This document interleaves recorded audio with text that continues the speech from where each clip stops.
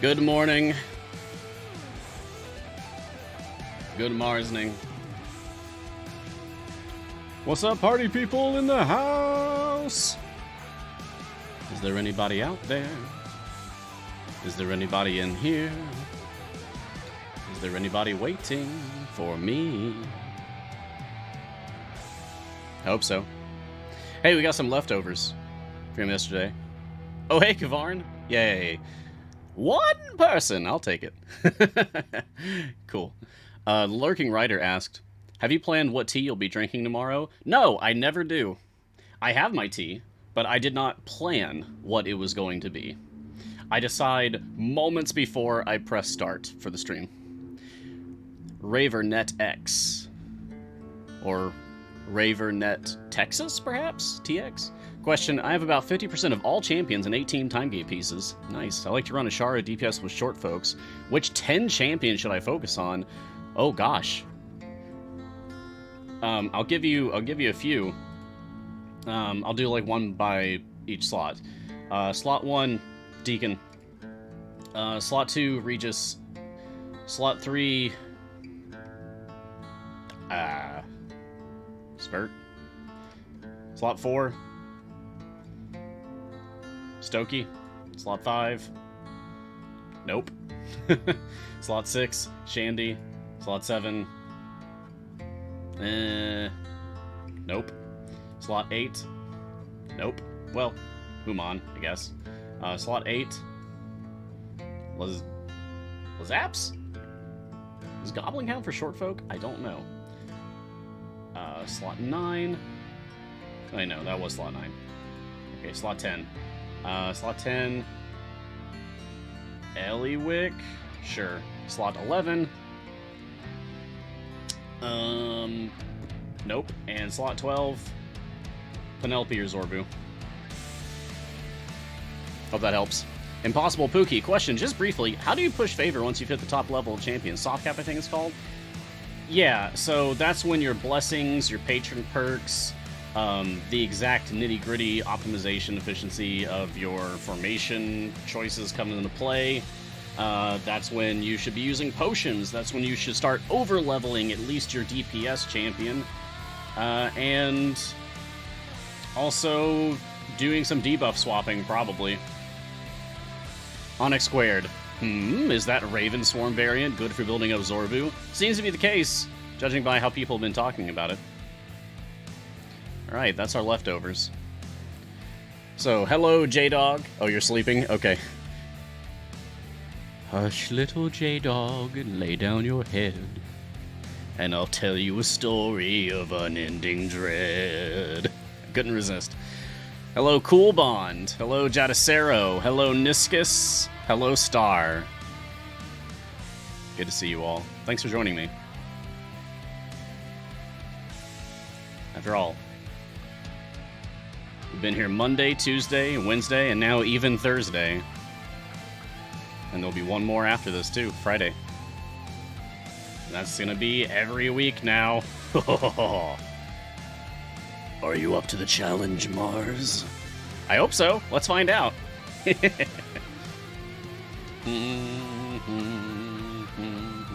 I have confidence, but also I know I am only a man. So, confidence, mixed with a healthy dose of realism.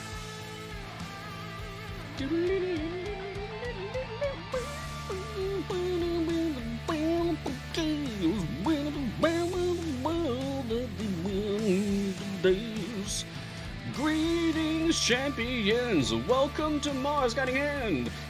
I am Mars, and this is Idle Champions of the Forgotten Realms, a free-to-play, officially licensed Dungeons & Dragons formation strategy management game from Codename Entertainment.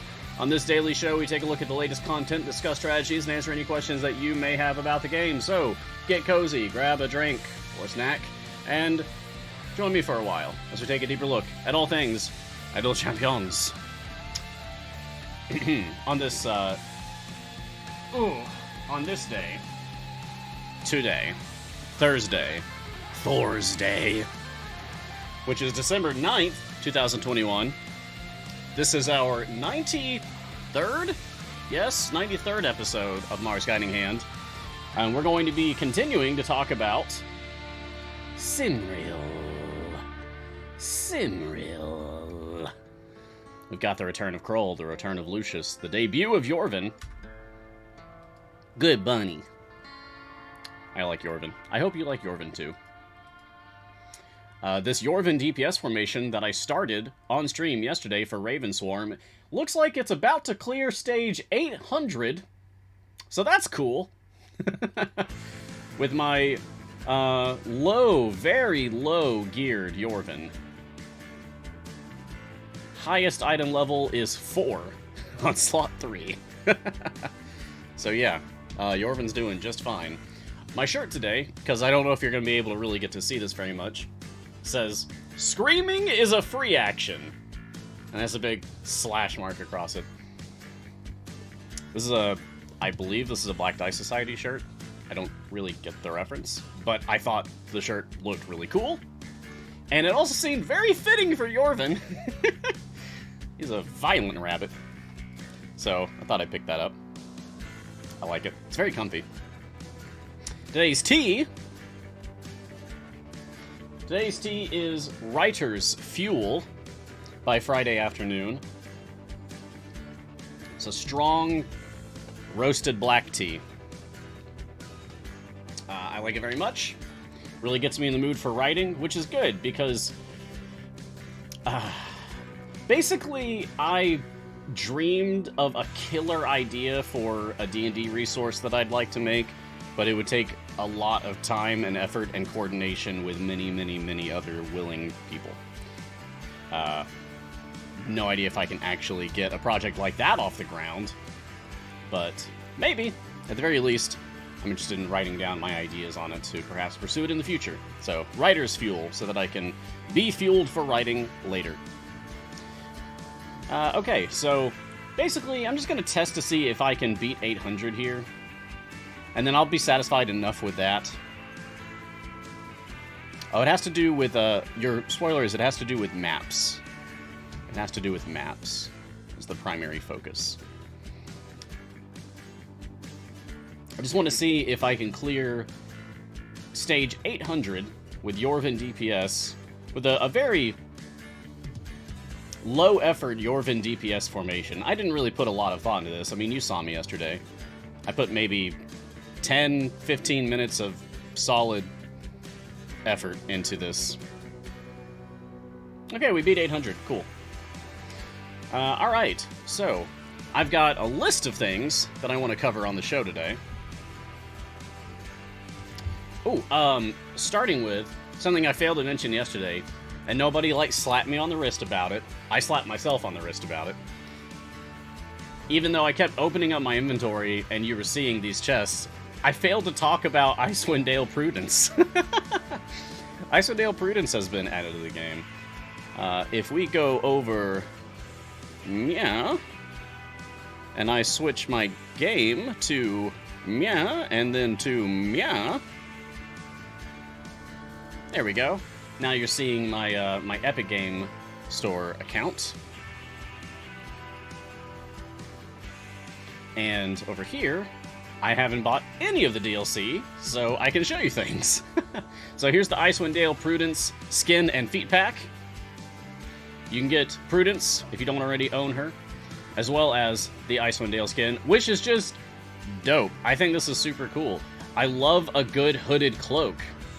I love that it's got, the holes open for the horns, and there's even, stitching around the hole, it's definitely intentional, the hood was made this way, and they didn't just stab holes through it.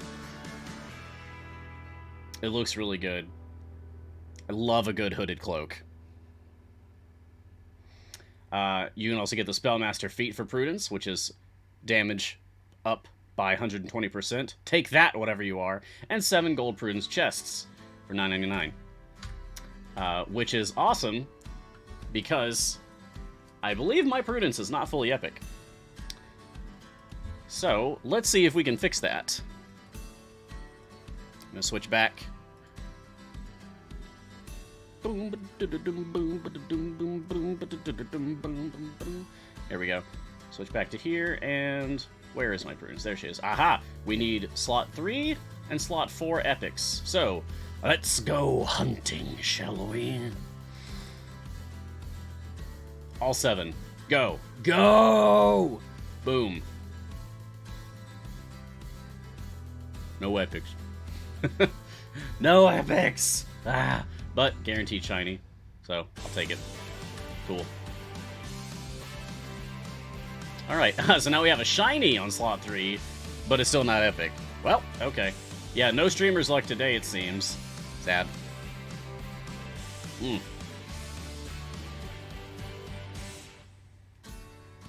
Coolbon asks, would it not be better for an Ash short stack team to use Whittle and Humon with Archon for that insane speed boost?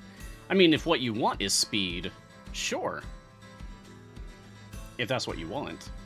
But is speed going to allow you to push as far as possible? Generally, no. Speed is really important for getting up to your wall, or at least close to it. Getting through the early stages of any given adventure, if you're intending to do a deep push. Speed is important for gem farming, but speed isn't, like, the only factor in the game that matters.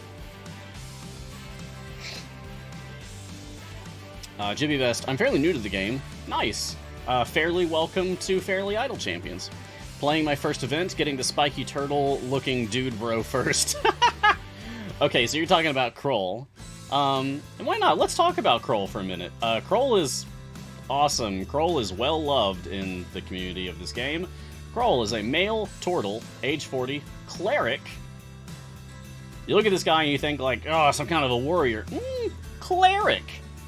Death cleric.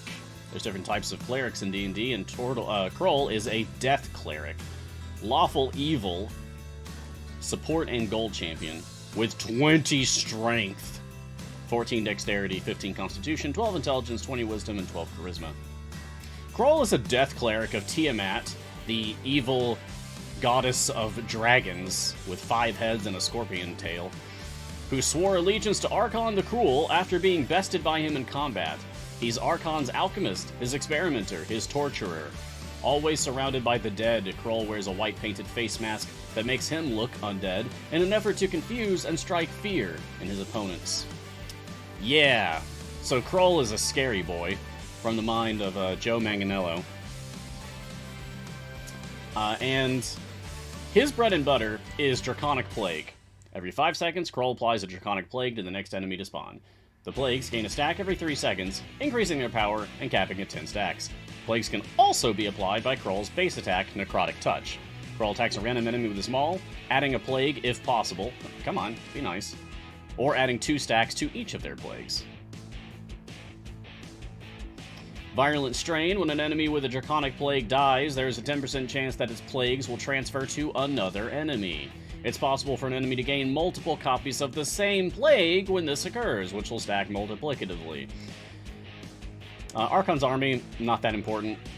Master's Call, not that important. It's really all about... Really, and Dark Heroic Synergy, not that important. Really all about the plagues. All about those plague stacks. You've got Pain stacks, you've got Traitor stacks, you've got Pilfer stacks. Pilfer is for gold, the rest is for hurting things. And very explosive character, because you build up these plague stacks, and eventually, something dies, everything dies! This boom, plague bomb goes off. Kroll is pretty satisfying to use. The first time I ever put Kroll in my game, even without any gear whatsoever, Kroll pushed my highest wall by 75 stages. Kroll's a big deal. So, good choice. Enjoy. Doorbell Streams asks, what's today's tea? Today's tea is Writer's Fuel by Friday afternoon. It is a roasted black tea. I drank this whenever I am, like, trying to psych myself up for some serious writing time later that day. Terengar got Kroll to full epic this morning. Nice. Heck yeah. Is my Kroll full epic? Because if not, I'm definitely working on that this event. He is! Huzzah! Huzzah! Good. Any tips for beginners? I have so many tips for beginners, Rocky. So many tips for beginners. Where to even begin? Oh, gosh. Okay, so... One... To get on my soapbox for a second, you need to prioritize determining what is fun to you in this game.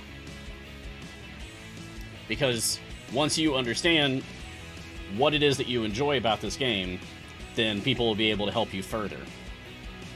If what you like is big numbers, well, then you'd probably be into the whole optimization scene, like a large portion of the community is. And so you can definitely find a lot of help with that. If what you want is, like, just to collect characters that you like and only play with them, that's cool too, equally valid. There's less of a outspoken presence of those types of players, but they do exist. They definitely do exist. My partner is one of them. She just likes to play with the characters that she likes. And that's fine. As people have said in the chat, you should get the newsletter. If you don't know how to do that, go up here to your main menu, click there, click on newsletter. Now, I'm not going to click on this because it'll show my email, and I don't want y'all to know my email because I've made that mistake in the past. But put your email in there, and then you'll start getting emails every weekend to basically get free stuff. In addition, you'll also unlock a character for free, Hitch. You'll get a code to unlock Hitch in your game, and it's very, very good.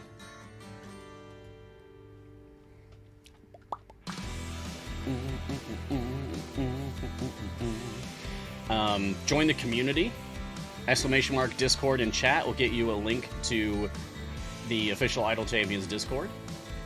We also have a Reddit. There's also, Steam discussion forums, if you're into that. Basically, wherever you play Idle Champions and whatever social media that you enjoy, you can find a presence for the Idle Champions community on there somewhere. Join the community and connect with other people, especially other people who are just getting started like yourself. Make friends. I've made, like, genuine friends in this community, I feel. I hope they feel the same, but I feel. I feel that they are friends. And enjoy your time here. But yeah, get the newsletter. Because this event just started, you're in a good position right now. Events are time sensitive. There's only 11 days, 4 hours, and 46 minutes remaining. So, you should prioritize unlocking the 3 event characters before the event ends, because then you'll lose the opportunity to unlock them. There are still ways to get them, but it's slightly more tedious to do. Easier to just grab them when they are available during their event, so make sure to do that.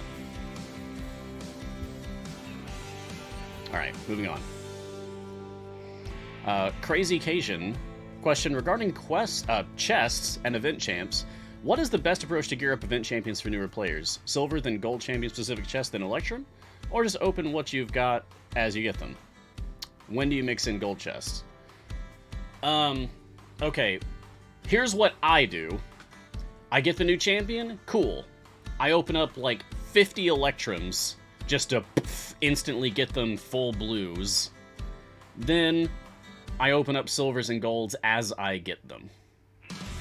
But that is not the optimal way of opening chests for new champions that you unlock.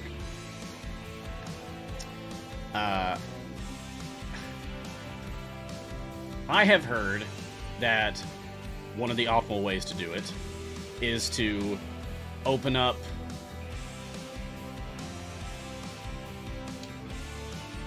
Electrums until they're full blue, and then not open any other chests until the event is over.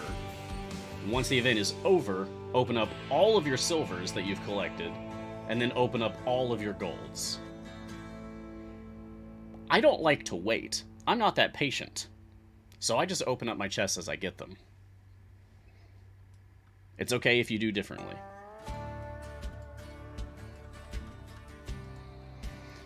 Zvaka, after I defeat a boss, I struggle to... Oh no, I'm wiping! Ah! I struggle to kill mobs, even from previous levels. Anyone know why? After you defeat a boss, you struggle to kill mobs, even from previous levels. Anyone know why? You're probably getting bud spikes and using ultimates to kill the boss from there. Why is Paulton my DPS? Why? Hey, remember yesterday morning I was saying that there are secret DPS champions? Apparently... Oh, okay. It's switching between Paulton and Jorvan. Alright. I did mention Paulton's secret DPS. Here's an example. I have accidentally created a Paulton secret DPS formation.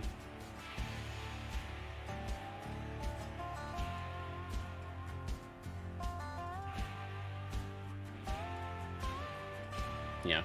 Well, anyway. I managed to beat 800, which I'm happy about. So let's go ahead and reset this. And I think I'll just go ahead and go through the other variants for Jorvan here. Because I want to get those chests. Alright, Fang Claw. So this is area 125. In each boss area, a vicious rabbit boss enemy appears and must also be defeated in order to progress. Gold finding is reduced by 99%, and only champions dexterity of 14 or higher can be used. Let's go. It's back on upgrade, and bloop, bloop, bloop, bloop, bloop. I can beat this with just my click damage at this point, so I'm really not worried about it. But I'll go ahead and get my speed champions out here. And for that matter, maybe my speed Modron core. Nope, can't do sentry. Okay. Sure, Xander, why not? Shandy, alright. No Human. Havilar, even though she's not really going to help me here. And Melf. Alright, this will be enough to just get through all of this. So, let me just level these people up.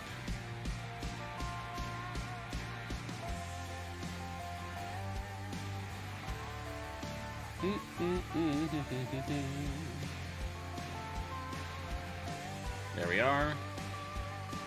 And... sure. And... there we go. Okay, and now I'm going to ignore them. And they'll be able to take care of all this on their own. No worries.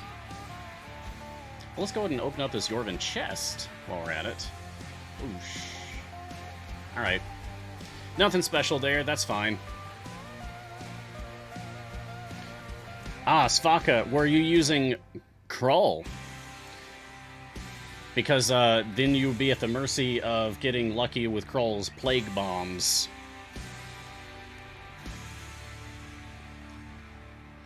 If Krull's little plague bombs don't go off before your formation is wiped, then, well, your formation is wiped. If your Krull is a bit of a risk reward. Super strong when it works.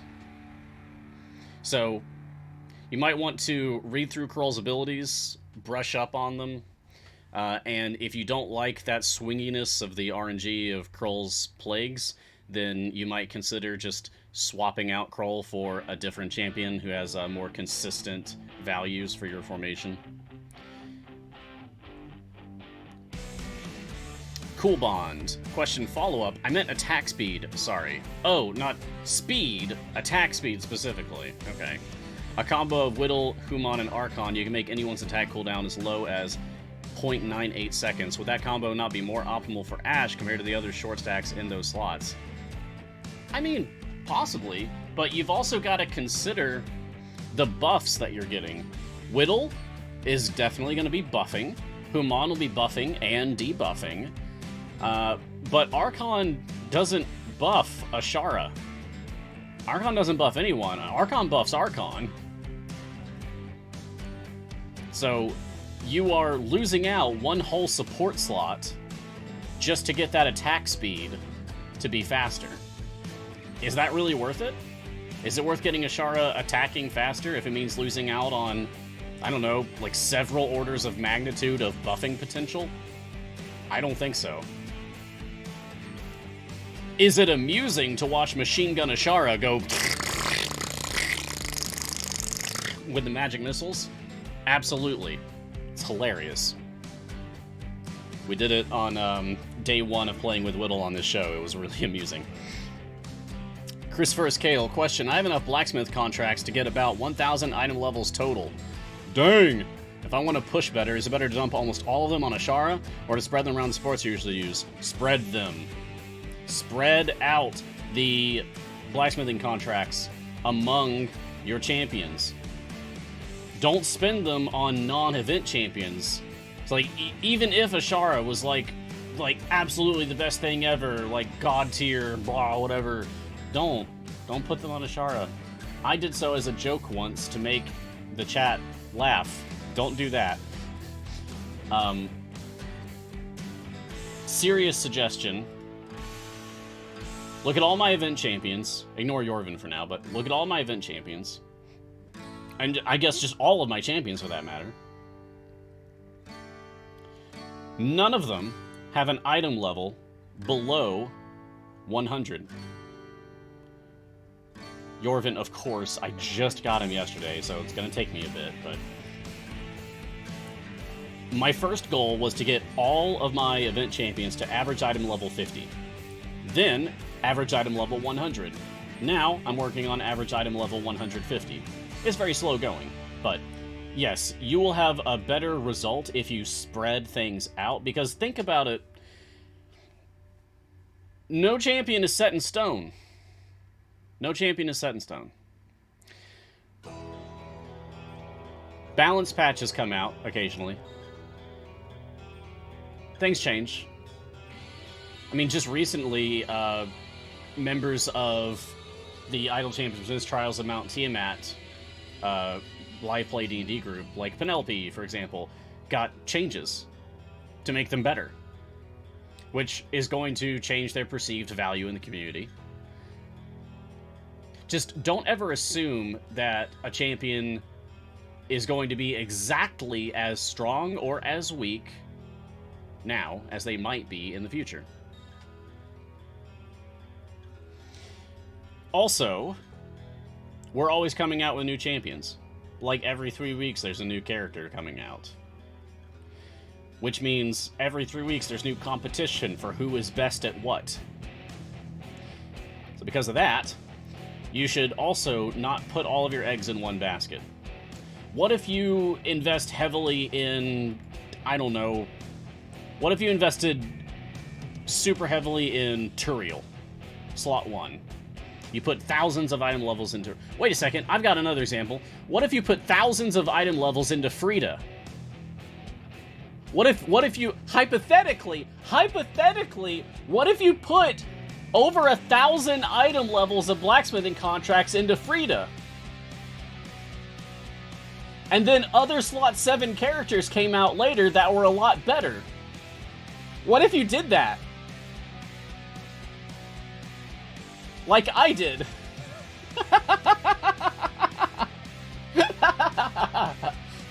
So I'm speaking from experience here, okay?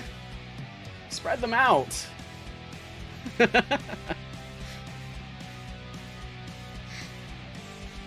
Quietly, could you help me choose who to use as support out of the champions I have unlocked in slots 8 through 10, please? Okay. And then they have all their champions listed. Alright, I don't think anyone's ever done this before. Delno, Narak, Beetle, Human, Corzon, Dritz, Shaka, Lazaps, Makos, Tyrell, Wolfgar, Torgar, Eliwick, Jorvan, as I often don't know who to use to support the more obvious DPS choices in the other slots. Alright, quietly. You want a support in slots 8 through 10 of the ones that you just listed. Okay. So, Delon is not a support. Narak is very situationally a support. He just makes your support harder if they qualify for his own support buff. It's weird. Like a feedback loop. Beetle, Human, Corazon. Okay, so that's your slot 8, huh? Of those, Beetle and Grim. For slot 8, of those, Beetle and Grim. I don't know why you didn't list Hitch. You should definitely have Hitch. Because you just get him from the newsletter. So I'd say Hitch or Beetle and Grim. But of the ones you listed, Beetle and Grim. Slot 9, of the ones that you listed quietly, you listed Dritz, Shaka, Lazaps, and Makos. Dritz, Shaka, Lazaps, Makos. Of those, I would say Makos for support. Shaka can be very rewarding to use as a support, but you also have to get lucky. You have to play the puzzle game and hope that you get lucky with the whatever roles that Shaka assigns for the puzzle slots. And lastly, quietly, also once suggestion for slot 10 support, with options being Tyrell, strong choice already, Wolfgar, less so, Toragar, I'm, like, fine, but, Eliwick, very RNG, Jorvan, jury's out. I don't really have an opinion on Jorvan yet, other than I like him. He's a cool bunny. Because he's not even a day old yet. We got a lot more testing to do, a lot more feeling out of this character to see how he feels. So, of those, I would say Tyrell for now. Possibly Jorvan. Eliwick's good, but extremely RNG dependent. Zawan has a good point. Shaka's much better for early players. Yeah, event champions in general are just basically de facto stronger than evergreen champions. Even without gear, they are just so strong. They are so powerful. That being said, you're still going to run the risk of, if you put Shaka in the formation, what if, just by virtue of you don't have a lot of champions yet, you just can't fill out Shaka's puzzle slots. Shaka will do things like, hey, I want you to put a female character in this spot. I want you to put a gnome character in this spot. You should put a rogue character in this spot. Shaka will do stuff like that. And if you just don't have the characters to pull that off in a way that makes a formation that is a strong formation, then it's going to feel like the game is punishing you. Shaka is strong, but can feel like a punishment. Yeah. So, Shaka might be something to work toward. But I hope that answers your question. Yggdrasil 2K, can you increase Jorvan 20 stack limit with an attack speed under a 1 second over the limit? That hurt my brain. Can you increase Jorvan 20 stack limit with an attack speed under a 1 second over the limit? Could you reword that, Yggdrasil? Please? I'm trying to parse that, and my brain is giving up. I will come back to that one. El Rahman, is there a reason for the wait period on chest opening? Like, what's the difference? Well, like, some people think that you shouldn't open any silver chests at all until you've exhausted your entire potential of getting chests for the event. So, like, what if you open up, I don't know, 20 silver chests, and then you're like, okay, now I'm gonna open up all my gold chests. And you open up all of your gold chests. And then you do a few more runs because the event isn't over yet, and you end up with a few more silvers. Some people just think that you shouldn't do that. I don't really get it, personally. I'm not going to wait until the end of an event to open up my chest. I'm going to open them up as soon as I get them.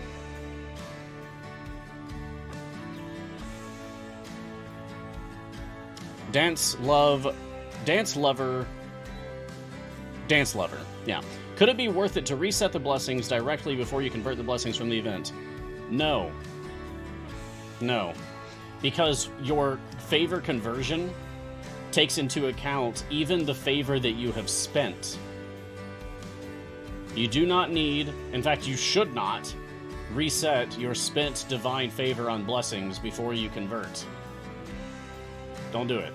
Just don't do it. There's no reason to. The calculation for conversion will take into account even the stuff that you've already spent.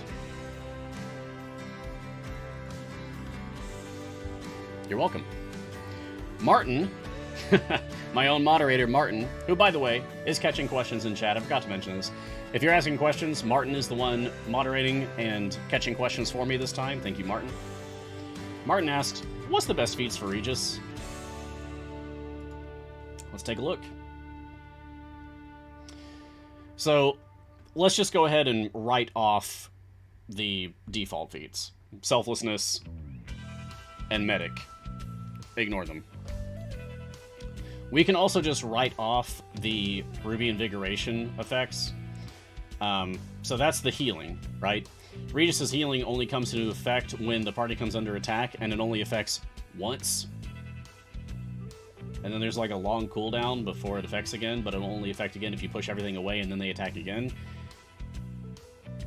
It's bad. It's one of the worst healing effects in the game. I wouldn't even bother with this, so you can just ignore all of those. So really it comes down to Ruby Encouragement and Ruby Weakness. Yeah, I would just honestly go with these. I would just go with Ruby Encouragement 80% and Ruby Weakness 80%.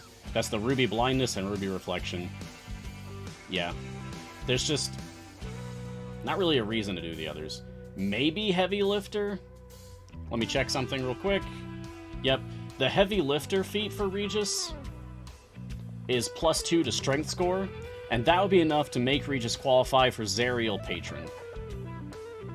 So, if you need another Slot 2 character for your Zerial Patron runs, Regis, with the Heavy Lifter feat.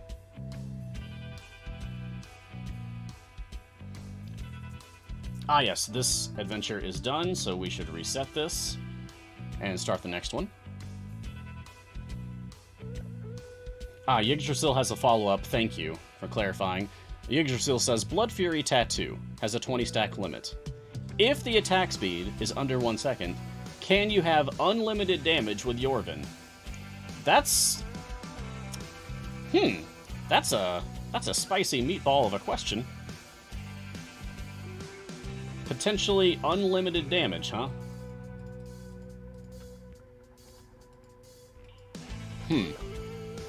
Alright, well, let's start by getting Jorvan out here. If I can remember where he is. There he is, slot 10.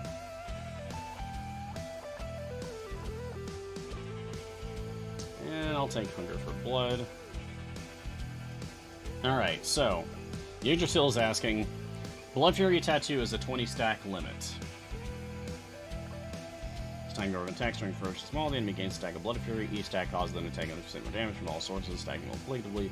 Debuff lasts for 2 seconds, but the timer refreshes when it's applied. And it's reapplied once a second for 5 seconds. Okay. If the attack speed is under 1 second, can you have unlimited damage with Jorvan?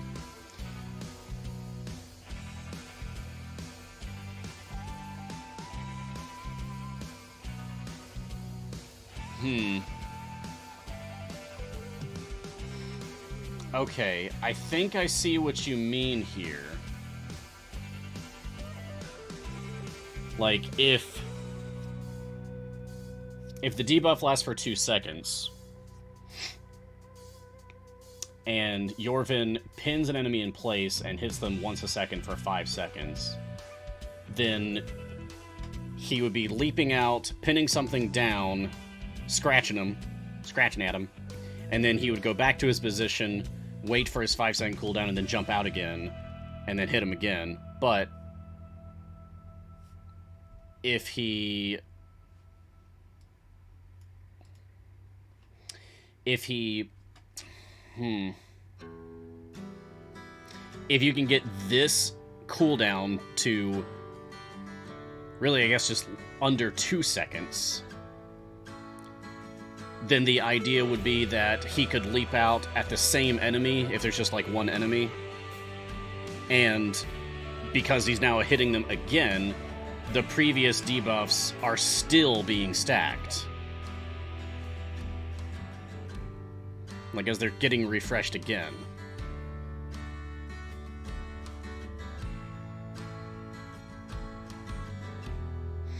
Do I have what you're saying? Am I picking up what you're putting down?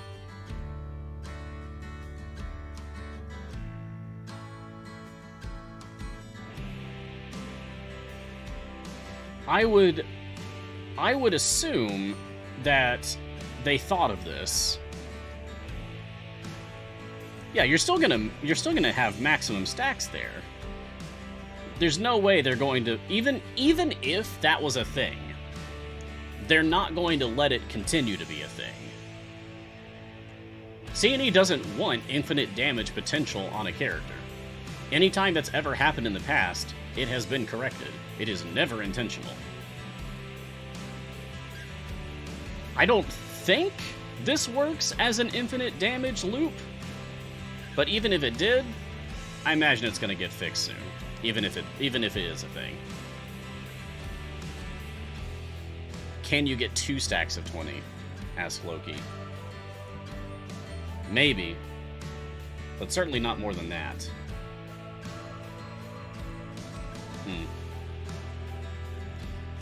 Jorvan's a very interesting character because it feels like we're all like a pool of sharks swimming around this rabbit. And we're all looking for like, all right, I know there's something going on with this rabbit. And at the first scent of blood, we're all gonna just pile on.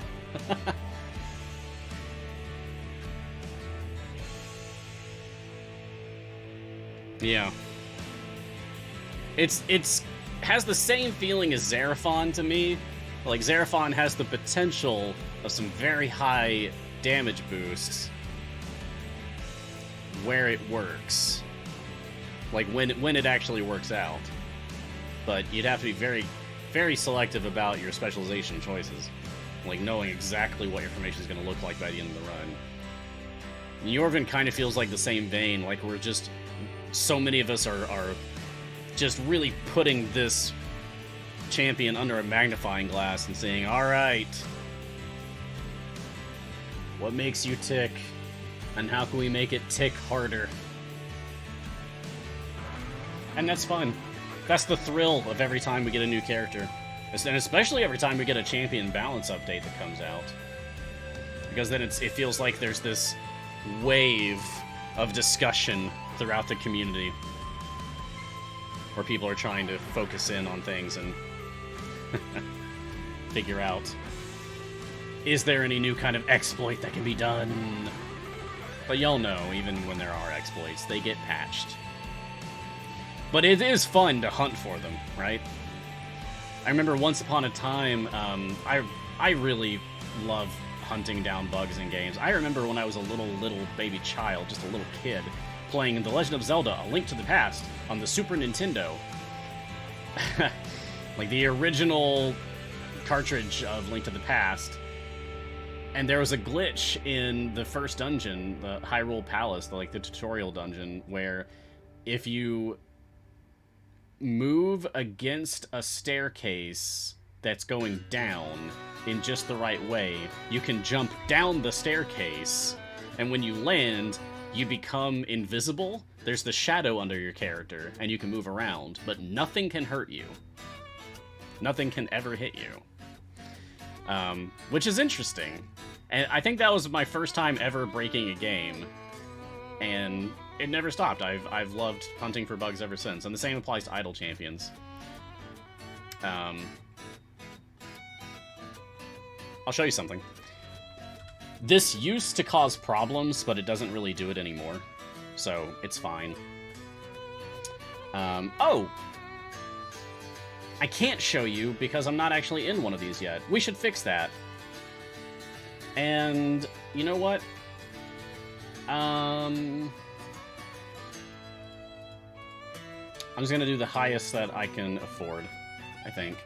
Yeah, let's do a Torment. Alright, so hey, if you want to join my trial, your code is the number 6, G is in Grama, V is in Vlanya, Y is in Jorvan.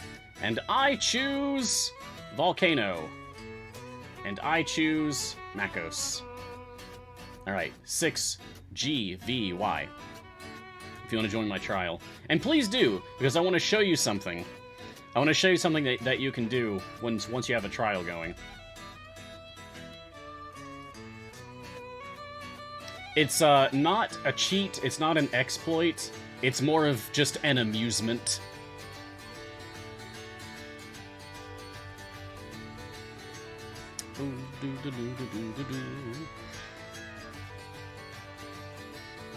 Whimsical Leopard question, is it better to use time gates to get full epic gear on champions, or try to get through patron chests and then use time gates to target champions for item levels? Let's see.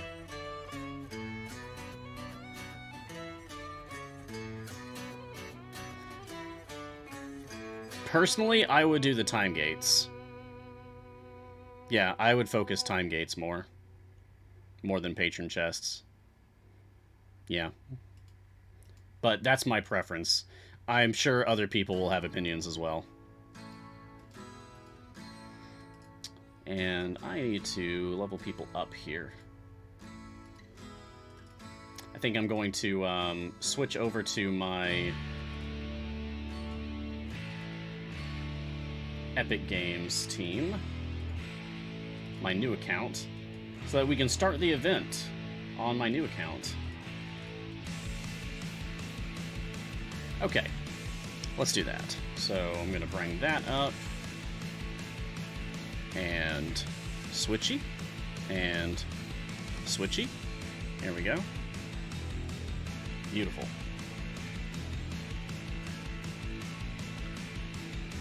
So, I'm still on Beast Intentions. I started this adventure yesterday on stream, and I'm still there because it felt weird. I didn't want to like go on without you all, so still here. And oh, can we at least kill this boss? I wonder. Maybe. Maybe. All right, yeah. Let's take that.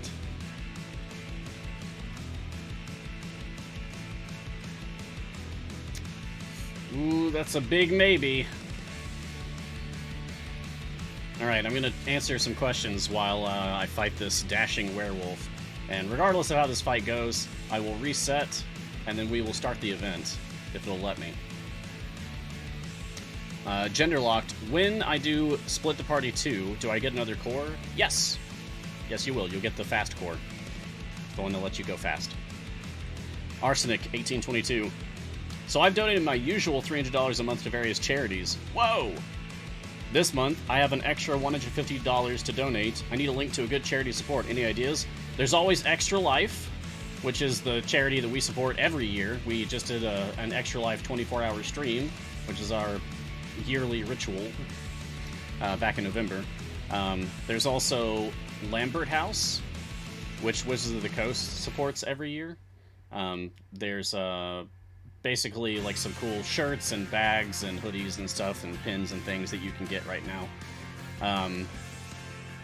Oh yeah, Games Done Quick always deserves a shout out. I love watching GDQ stuff. So you can check out whatever charities that GDQ is supporting. They tend to make good choices. Alright, we lost. Let's go ahead and reset this. Yeah, I've beaten 2 adventures now. Awesome. $25 those 4 then. Thank you. Awesome. Yeah, great. Cool. Happy to help. Happy to support a good cause vicariously.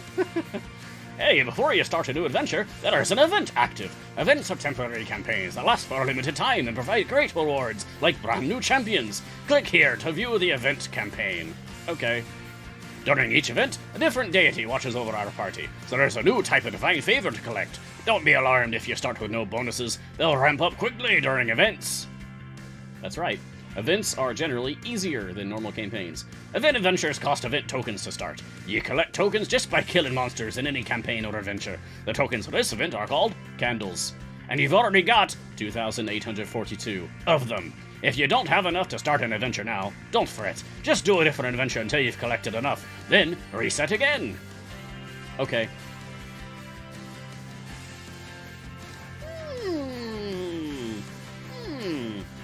Let's go Jorvan. Why not? And I'm going to do myself a favor and turn cinematic speed on, skip cinematics. Yes, good. Okay, great.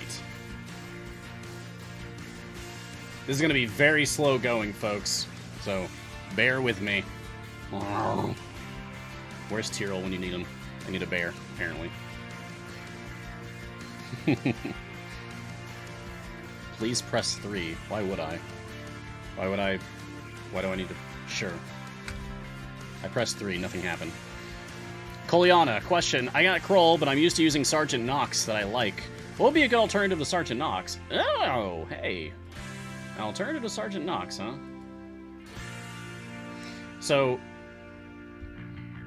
You picked up Kroll, but you like using Sergeant Knox. Now, I see. Sergeant Knox being a tank. So basically, you want a suggestion for a different tank to use. Okay. Well, as Zawin is saying, one of my all-time favorites is Ayla. Ayla is over in slot 9. And she's fantastic. She's super easy to use. She buffs, she self-shields, she debuffs and knocks back. And she doesn't have any positional adjacency things to worry about. You just put her in. And wherever your DPS is, cool. Ayla is a great choice. Over in slot 3, I really like Gromma. Arctic or Mountain Gromma. Let's see. Who else are some of my favorite tanks? Briv in slot 5. Oh my god. Arguably the best tank in the game. Because he's not only a very good tank, he's also a very good healer, a very good support, and a very good speed champion. That's incredible. Briv, high value tank for sure.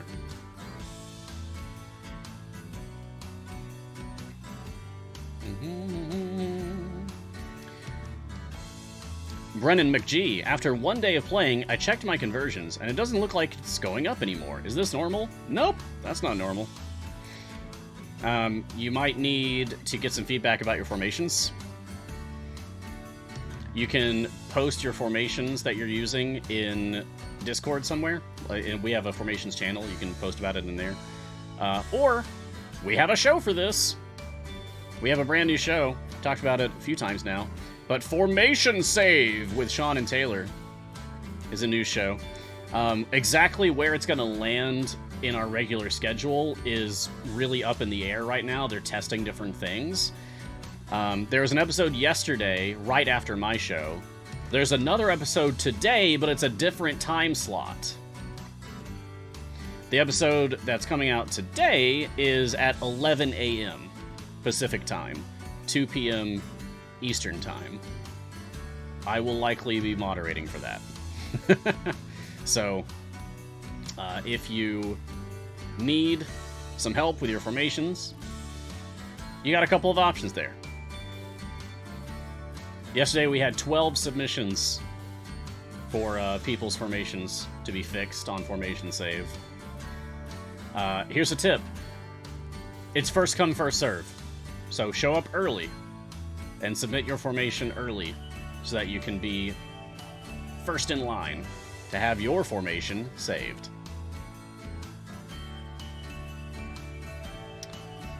Doorbell streams. Question. How do you feel about Xeraphon? By the way, Doorbell, I really like that you do that every time. I've noticed you do that on every single show that you misspell question. Like, if a ton of people did that, it would lose the impact, you know, but you do it every time, and I find it very amusing. So, question. How do you feel about Xeraphon? Any opinion yet? I like them, but it feels like they're more trouble than they might be worth for the average player. I think Xeraphon is worth it if you are efficiency obsessed and you're willing to put in the time and effort to consider all things Xeraphon, how Xeraphon will impact your formation, exactly what champions you should use alongside Xeraphon, what specializations for all 6 choices that you have to make for Xeraphon.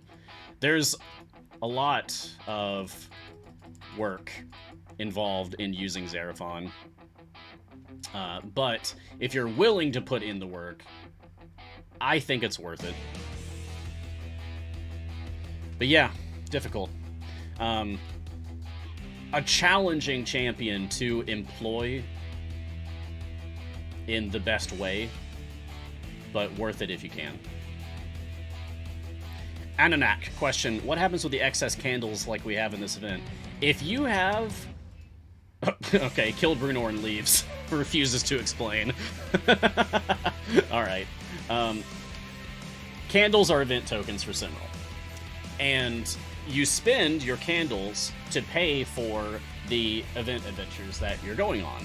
Whether it's the unlock adventure for a character, or you're doing variant adventures to get more chests for them, or you're doing free plays for the event, it's going to cost you event tokens, candles, to do that. At the end of the event, so in 11 days, 4 hours, and 8 minutes from now, any leftover candles you have, gone. Gone.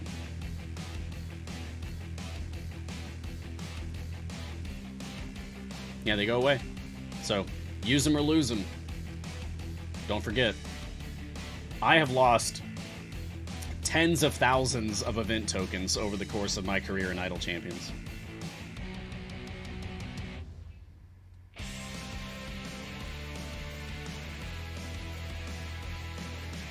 So, don't let them go to waste. Alright, B. Greenwood. With Shaka, if you get a bad puzzle, can you pull him out into another party, put him back in, and get a new puzzle, or do you keep the old puzzle? I believe that's been shown to give you the same puzzle. I think you still get the same puzzle when that happens. I'm not 100% confident on that, though. I could test it. I could test that. I could test that right now. Hold up. Because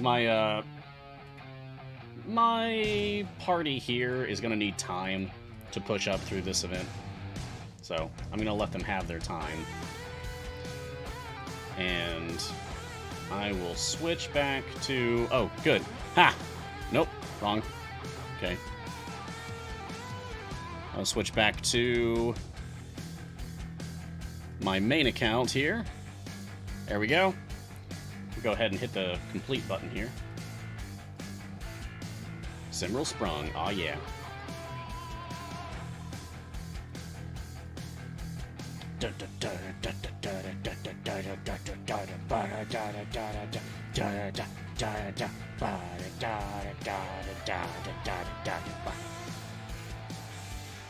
Alright. Give me money. Great.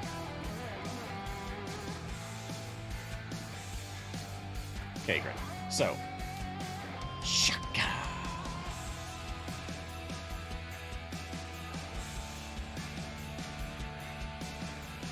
Sure.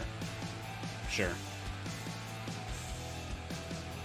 Okay, so, here's Shaka. Let's just put some people in the formation so that we can see what all the results are. So, Shaka's puzzle says Tiefling here. Female here, okay. Female or non-binary here, okay. Male non-binary here, okay. And gold here. Okay. You're gold, right? Nope, you're actually not. Who gold here? You are gold. Right? Yeah, okay. So, there we go. There's puzzles. So remember these puzzles. Alright, let's test this. We switch from Party 1 to Party A. Everyone! Hey! I would like to ask chat for a round of applause for our very own Martin, the other M, my moderator and producer today, working in the background to keep things cool here. Martin has just reached stage 1002 on a Jorvan free play zero favor push. And I believe that's Martin's first time ever reaching and clearing stage 1000. So, congratulations, buddy. I knew you could do it. I told you you could do it. Proud of you. Very nice. Thank you, chat. Yeah, that's fantastic. Very cool. Okay. Let's jump over here. Who lurks and lurkwood? Sure, why not? I love seeing all the love come out from chat about this.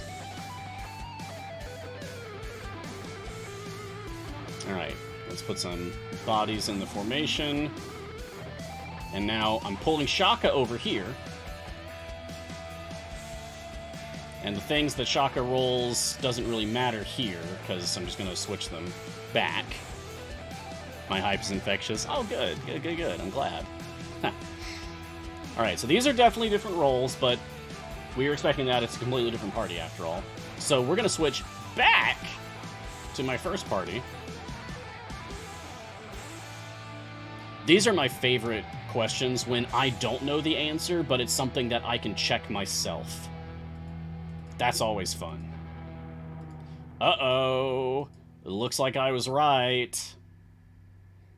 Alright, we put Shaka in Party 1, pulled Shaka into Party 2, pulled Shaka back into Party 1, and we have the same exact puzzle results. So, there you go. That answers the question quite thoroughly, I believe. Moving on.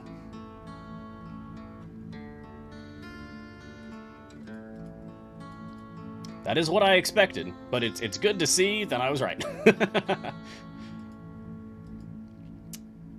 Okay, let's do Jorvan free plays, and I'm going to put this on loop.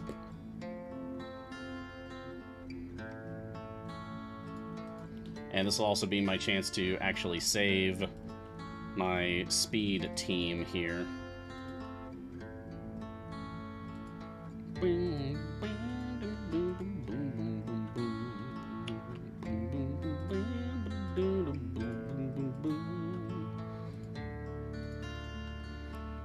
And see, I put Freely in as well, as part of my speed team. Not because Freely has any speed abilities, but in case I want to change, like transition from a speed run into a deep push. That way, Freely has already been in the run and already has adventurous tail stacks building up. Smart. I think it's smart. You might disagree.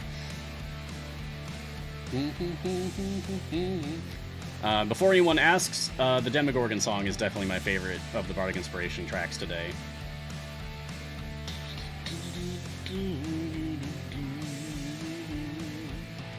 Okay, now let's make this actually look good. And you know what? Hey, Jorvan, you want to hang out? Since it's your own free play, you might as well. That's fine. Sure, Xander, why not? You're not really a speed champion, you just pretend to be one, but we'll put you in anyway. Alright, this is definitely a formation. I need to move my Humon's positioning. Is it still... Nope, gotta be an absolute front for this one. Alright. I need to put one more person in here.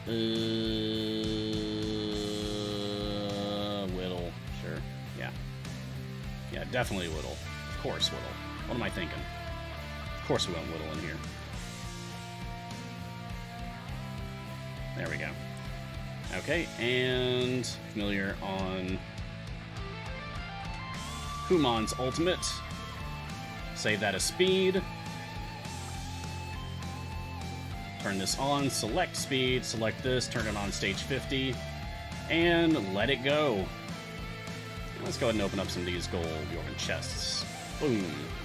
Oh, really? They made me go full pity timer. Oh, we didn't get any early epics. Oh, but we got 2! That works. Wow. Heck yeah. Clawforged Vessel. If you can dodge the dragon's breath of shadows, their claws might still take you. And Repaired Jerkin. With trophies from my battles, I remade my old vest, much as I remade myself. There's more of that ridiculously edgy voice for Jorvan. Yeah, my patience is rewarded. Cool. Alright, yeah, so I'm just gonna let this ride. Nice, nice, nice. Alright, so we're 1 hour in.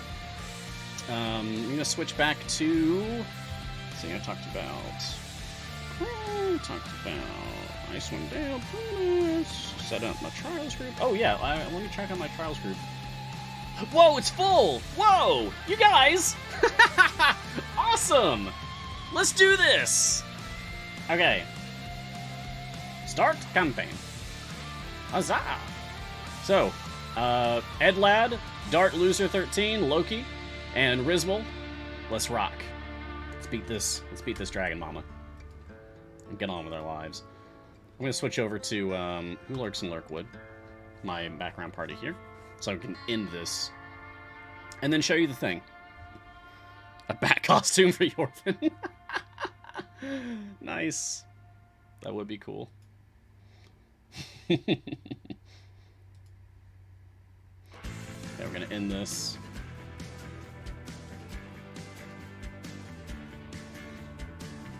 Okay, so for this party, I am not in an active adventure, so I'm able to start a new adventure, right? So this is the weird thing about Trials that I'm just showing off. I'm sure a lot of people know this already. It's not news, but maybe it's news to some of you. I think it's amusing anyway. If you go to Trials Mount Tiamat, cool. I could start my trial run here, but also, hey, see up here in the top right, there's chests and shop? Cool, I'm gonna click on chests. Now I'm on my chest opening screen. You couldn't get to this screen through any normal ways prior to the Trials of Mount Tiamat being introduced, but now you can, which is a little weird.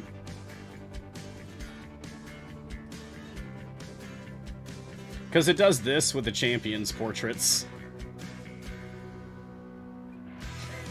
The game gets confused. The game gets confused about opening up chests when you're outside of an adventure. Also, the escape button doesn't work for closing the windows. Yeah, see, it does this every time to the champions' portraits. It just makes them look wonky, and your escape button just brings up the menu instead of exiting that. I'm gonna hunt for a shiny real quick. I'll do 1,000 chests today, I'll do 1,000 tomorrow, and that'll be the end of shiny hunting for now. Oh, hey! Nice. That's one of my missing shinies for Xerathon. I think I'm only missing 1 or 2 now? I'll have to check.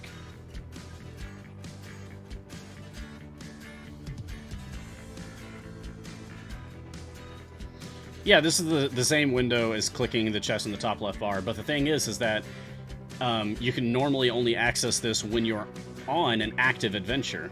You're not supposed to be able to get to this outside of an adventure, but here I am. Someone just added me to their friend list on Steam. Alright. I never have my friend list turned on in Steam anyway, so that's fine. I don't care. Where does the gold from the chest go to? Yeah, good question. I'm getting gold, but it's just vanishing into the ether. I have found multiple ways to access the chest opening screen in the past using bugs, but this actually seems intentional. This is the first time it's ever been intentional.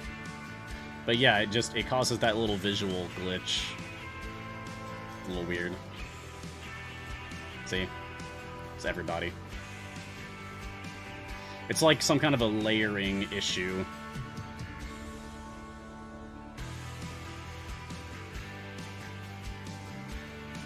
Check my bank account. Oh no, Edlad, I actually did have a nightmare about losing all of my money and not being able to pay for souvenirs from a gift shop last night. So, alright, I guess I'll check my bank account after the stream. Thanks for the warning. I'll put my mind at ease, at least. I don't think someone adding me on my Steam friend list is going to endanger my bank account, but hey, maybe. Alright, just a few more here. 3 more of these. And then I will... No, I'm not going to check it while you watch, come on. Well, even if I did, it wouldn't show up on the stream. Because I don't have that set up as a window for OBS. Hey, it's a Zerathon shiny. Hey, nice. Nice. Alright, and last one for now. There we are. Okay. So we got a lot of gold. It's not going anywhere. But just for fun. Yep, 0 gold. So I didn't actually get any... Like, I got gold, and it just... it went to orphanages all along the Sword Coast. That's where the gold went, because we're heroes, we're champions, and we help people. Yeah. Alright, I'm going to switch back to my main team, and then we're going to switch back to my new account so that we can keep playing the event. Alright. Bloop. Bloop.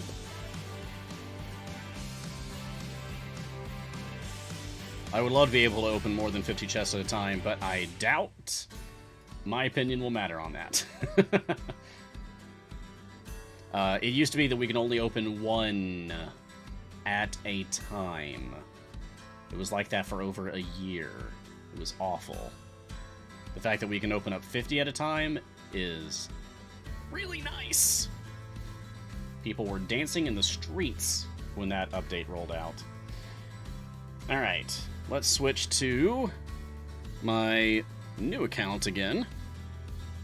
Yeah, it was pretty bad. Thank goodness those days are over. Deal me in.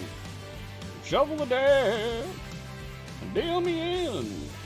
I'll call your bed. Deal me in. No matter how hard I fall. I forgot the line in the middle there. An open all option? Oh my gosh, that would be great.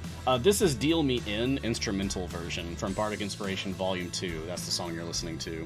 That's the song for Hitch, the rogue, the human rogue that you get from signing up for the newsletter. It's his song. Alright, boy, I have a lot of questions to answer. I've barely touched these.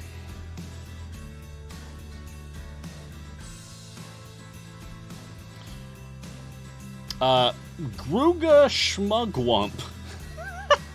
That's a fun name. Do the various skins provide any bonuses to the characters, or are they just for flavor? Nope, they are just for flavor. There is one blessing that gives you a damage bonus based on how many skins you own. It is a very small damage bonus. Very small. It's hardly even noticeable. And it doesn't care about which specific skins you own. So no, skins are like 99% just cosmetic, which is my preference. I don't want skins to matter mechanically, because that's danger. That's bad times. Mr. M4G, hello Mars. I noticed, by the way, that you actually said hello Ryan in chat. Please don't. My legal name is Ryan, but I very much prefer Mars for online interactions. When I started working at Codename, they started calling me Ryan out of, like, being polite and respectful, and I'm like, no, please. I have been Mars in this community for years. It feels super weird to have anyone call me Ryan. Let's keep with Mars, thank you. Yeah. But Mr. M4G says, hello, Mars. I am playing a different time zone, but game says good morning, but it is evening. How can I convince the game that it is evening? Alright. That's on me. I put in the notification for the show today to say good morning, because where I am, it's morning. And where the codename Office is, the people who make the video game, it is also early morning. So it's good morning from codename and myself. The game doesn't think it's morning. I do. And it is morning here, so I'm right. But it's not morning where you are, so that's a fair point. Maybe we should just not say that.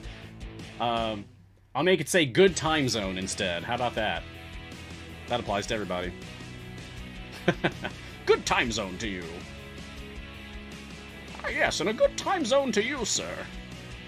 A jolly time zone, one and all. Shobin Rakan, I was late. Does anyone ask what today's tea is? Yes, 3 people. Today's tea is Writer's Fuel, a roasted black tea from Friday afternoon. Ah. Very nice. Aw, Niscus, I love seeing my mug in chat. Thank you. Thanks for that. That mug that Niscus just used is an emote from my own channel. It's nice seeing it over here. Jester, 98125. Question, should you finish all of the Sword Coast adventures before doing Tomb of Annihilation? No. Absolutely not. No. You should jump around between campaigns. Because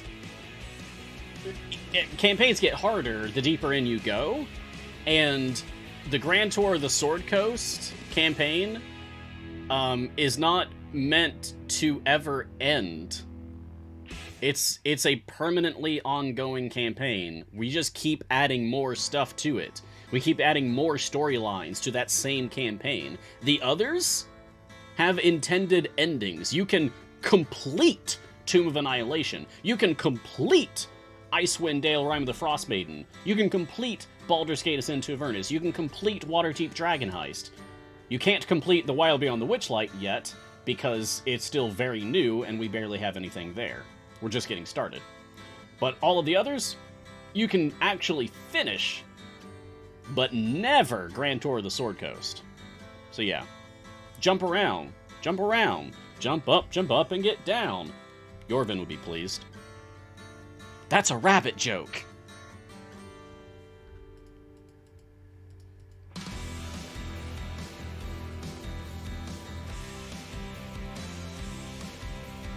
Alright, next. Snobiger, Mars, Jorvan isn't buffing his own damage, though. He's debuffing the monster to take more damage, right? So in that vein, if you left her stacking, Orkira could infinitely debuff. Jorvan is debuffing monsters to take more damage, but he is also buffing his own damage. I'm not going to switch over to my main game because it takes a little bit too much effort, but Blood Fury stacks cause enemies to take more damage multiplicatively. Cool. Infectious Fury, Jorvan, enemies that Jorvan attacks take more damage from all champions. Cool. Danger Sense, champions adjacent to Jorvan take less damage from all attacks, and Jorvan gains a damage boost for 10 seconds.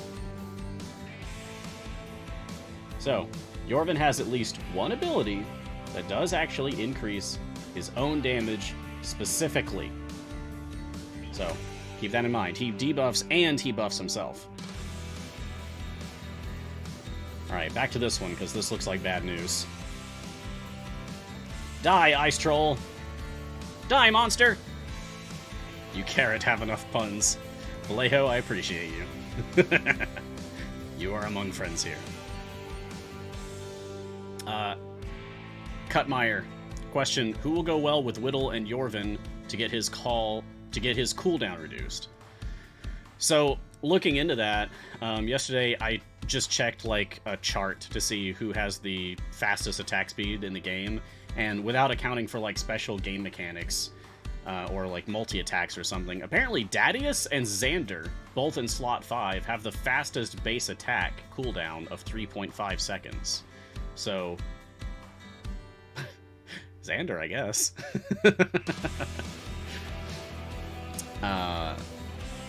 Mr. M4G wants to know, how can I join? I'm on a quest. For joining a Trials of Mount Tiamat campaign. So you have to have completed the entire storyline of the Baldur's Gate Descent into Avernus permanent campaign.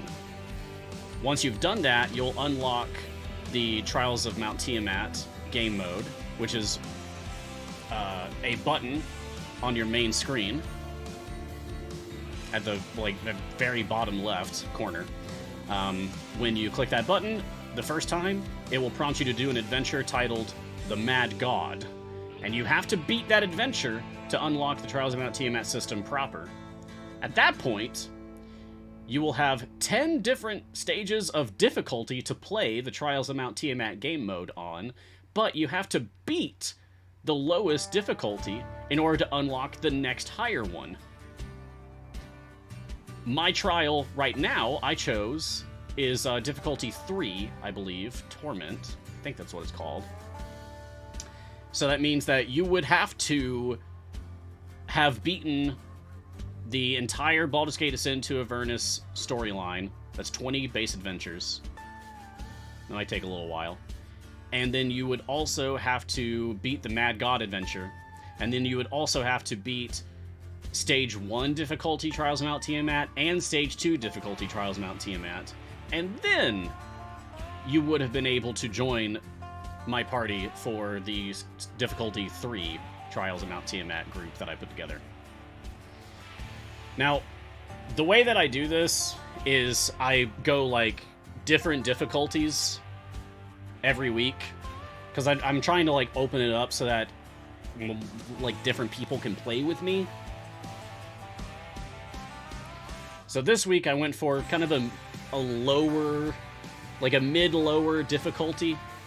Maybe next week I'll do an extremely low difficulty or my highest difficulty. Don't know. I've toyed with doing a poll for it before. Today, I just felt like doing one in particular. Maybe next time I'll do the poll. Still gonna take Battle Master.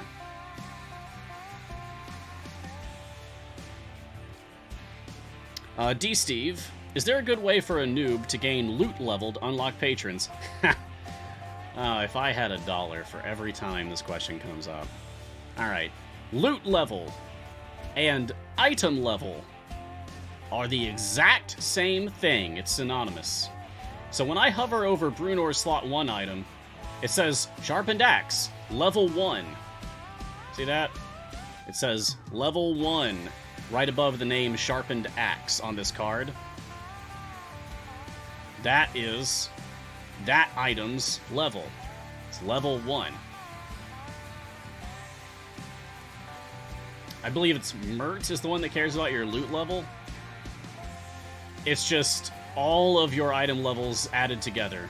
So 1, there's one that's 2, there's one that's 3, there's one that's 4 item levels total so far, apparently. I might have some others on Champions that I just don't have out yet. Oh yeah, gold. More gold. More gold! Good. The best way to get tons and tons of item levels is silver chests. Go learn how to do gem farming. Get speed champions. Do some hardcore gem farming. And spend all of your gems on silver chests. And then just open up hundreds and hundreds of silver chests. And you will have those item levels just come piling in. That is, in my opinion, the best way to amass loot levels quickly. Electrum chests will also help you with that, of course. Speaking of which, I should do that on my new account. I have not paid any attention to chest codes on my new account here, and I very much would like to do that. So I'm going to go into the Discord. I'm doing this right now. I'm going into the Discord. And I am going to start copying and pasting combinations from our combinations channel. So here's my own code for today, even Thursday. There's an Electrum. Thank you, J-Dog, for posting that. And let's see. Here's one from Westgate Irregular's special mod game that happened last night, apparently. So there's another Electrum. And even if there's, like, other stuff, I'm only going to get the Electrum chests. Silver chests don't benefit event champions, no. Only non-event champions.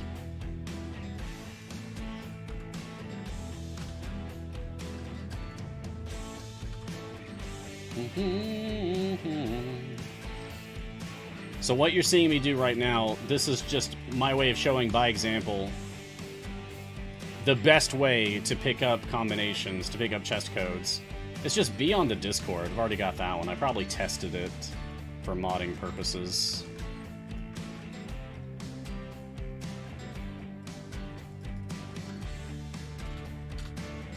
So I'm just going through the Discord channel and grabbing all of the Electrum chests that are currently active, and I'm only going to go as far back as when this account started.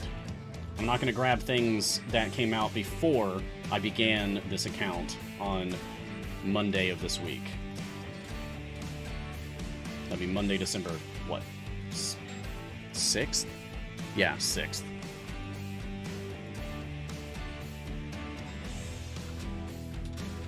There we go. And then I'm going to hold off on opening these until I've unlocked Jorvan. And then I'm going to open them all. So you might see me doing that tomorrow, possibly, if I can't get the Jorvan unlock done today on stream.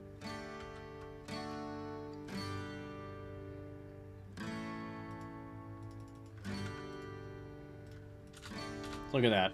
I've already picked up like 11 chests, 11 Electrums, because we give out so many codes.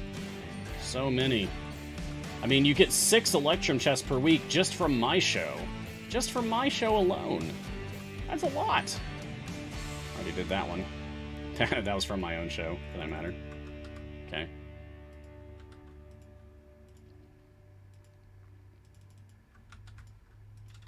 Almost done. I am now back through time on the Monday posted codes.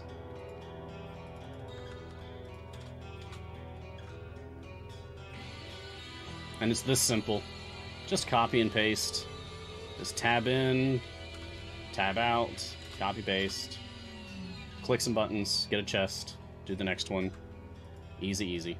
And I've already done that one. Okay, so now we're back to the start of this account. So I've got 16 Electrums. Nice. That's gonna help. It's gonna help a lot. Okay, back to questions. Keith G, question. I'm not to the point of legendary items yet, that's fine. But if you take a normal epic item, make it a legendary, then get a shiny or gold version of the same item, does it update the base part of the legendary item, replace it, or do nothing? Yeah, it updates... Legendary is kind of like another effect that is on the item. So if you just have like an epic, and you make it legendary, and then that epic becomes shiny or golden, then it will be a shiny or golden epic that has the same legendary effect that you put on it before it became shiny or golden. The legendary part will not be affected. The rest of it will. Yeah, so you are correct.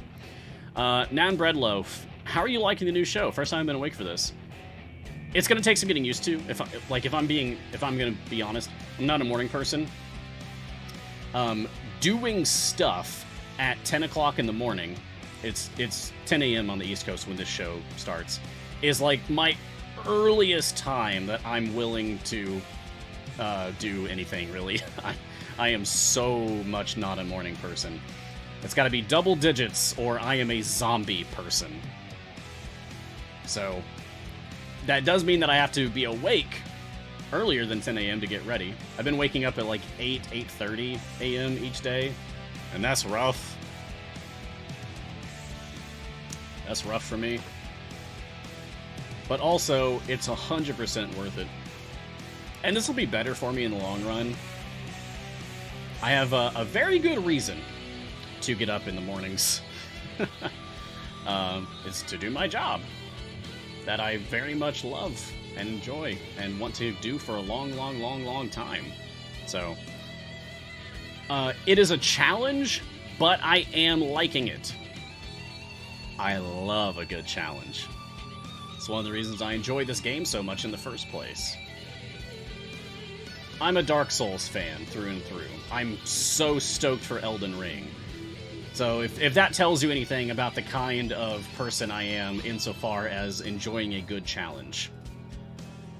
I love Dark Souls. And waking up in the morning is like the Dark Souls of waking up. That's stupid.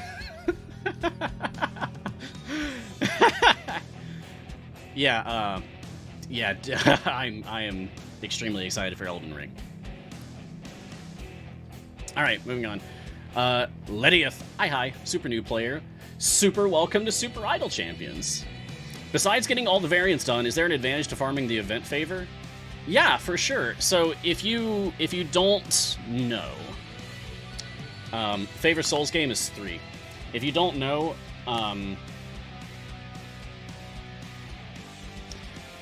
when an event is over, the favor that you've earned in the event will go toward what's called event conversion. Right now, in the Grand Tour of the Sword Coast on my new account, I have 2,762 Torm's favor. At the end of this event, I will have however much favor I have.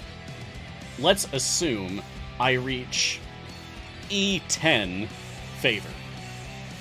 So that's 1.00 E10. A 1 followed by 10 zeros. Okay? Let's assume I reach that much favor by the end of this event. Great. So I've done that. And then it comes time. I can convert early if I want, but after 1 week of the event being done, I will be forced to convert. When I'm...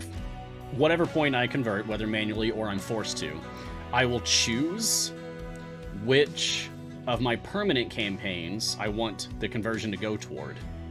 And then I will be just bestowed favor for that campaign based on how well I did in that event. 1.00 E10 favor in an event is a 100% conversion rate. So if that's the favor that I end on, and I converted it to my Torm's favor right here, I would gain 100% of what I currently have. I currently have 2,762. So I would gain another 2,762, because that's 100%. On my main account, I aim for E40 and up. Twice now I've managed to reach low E50s for event favor on my main account, which does mean that I get a 500% and some change conversion on a permanent campaign of my choice. And I just keep dumping it all into my Grand Tour of the Sword Coast Torm's campaign favor, because you can never have enough there. I'm serious, you can never have enough there. So that is your reward for pushing Divine Favor. It's not really something that I think you should worry about for your very first event. Conversion matters more once you're in like the mid to late game. Early game, you should focus on just pushing for favor in your permanent campaigns and not relying on event conversion.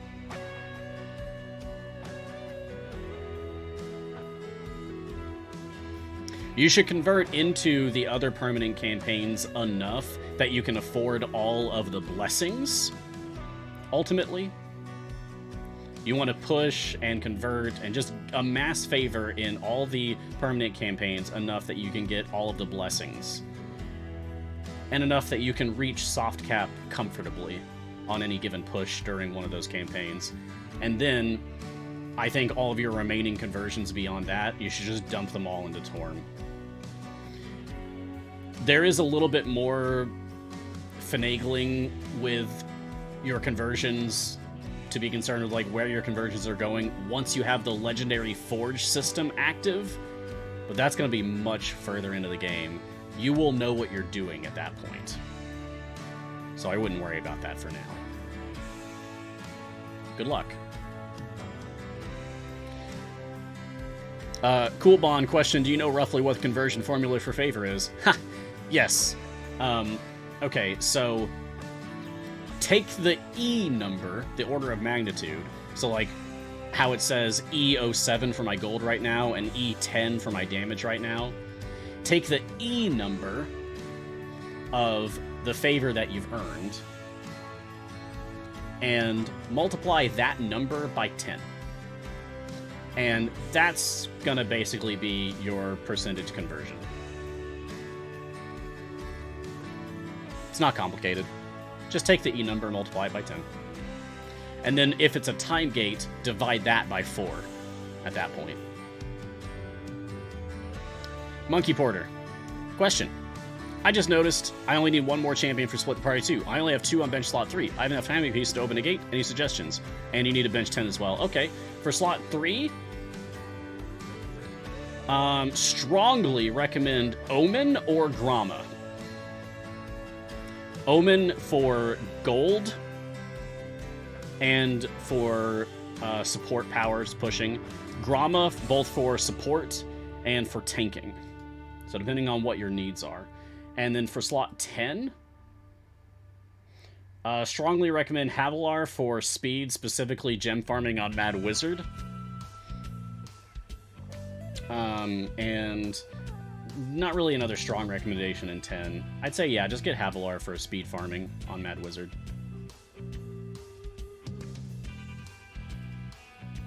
Okay. Cutmeyer, question. If I do auto reset on a level, will Zorbu continue to increase his kill count while idle? Yeah, as long as he's getting kills. Yeah. Oh, you already got Havilar, Monkey Porter? Yeah, Barrowin has some use in Azaka farming, so Barrowin, I guess.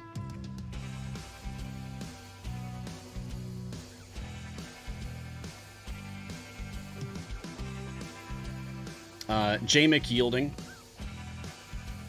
Jamek unyielding. Not to be used with Jamek yielding. Good morning. Good morning. I'm looking for underutilized champions that scale well off item levels. Any recommendations? Think more of the Krons of the game than the Brivs. Champions that specifically benefit from item level scaling. I've heard that with monstrous levels of item level investment, Artemis is actually the best DPS. That's what I've heard.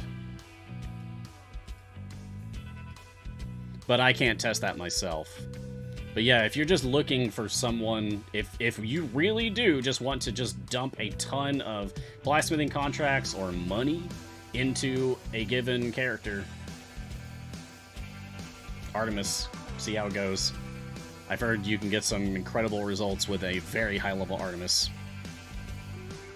I'm talking like item level 10,000 plus, by the way.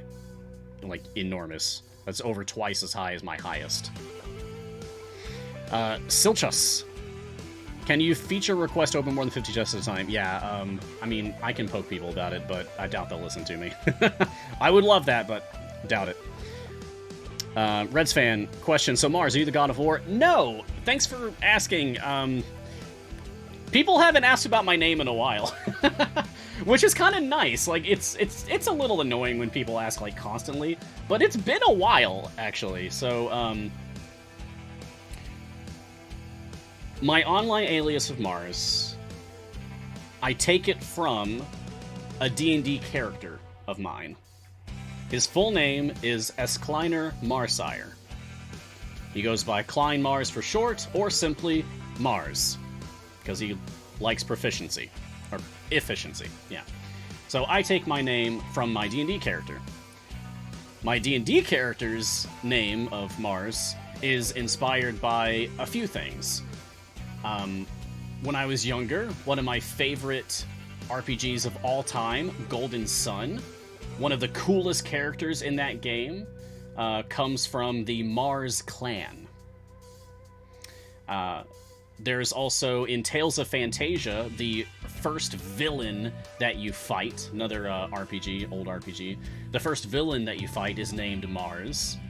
And I don't like villainous characters, but I just thought, that's a cool name. I was very young and impressionable. And then there is a Swedish battleship that was called the Mars, and apparently that means peerless, like none can compare. And I was, very egotistical and full of myself, like, oh yeah, peerless, that's perfect.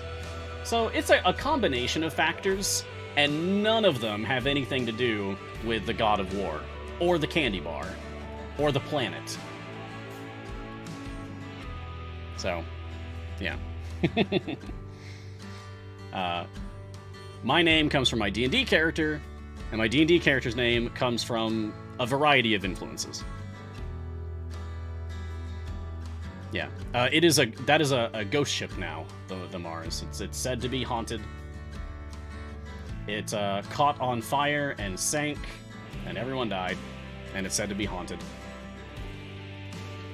And I think ghost stories are cool. Merrick, question: they added Mars to Dota 2. Are you the Mars from Dota 2? God dang it! I'm finally in a video game, and it's the wrong video game. Ah! No, I'm not the Mars from Dota 2.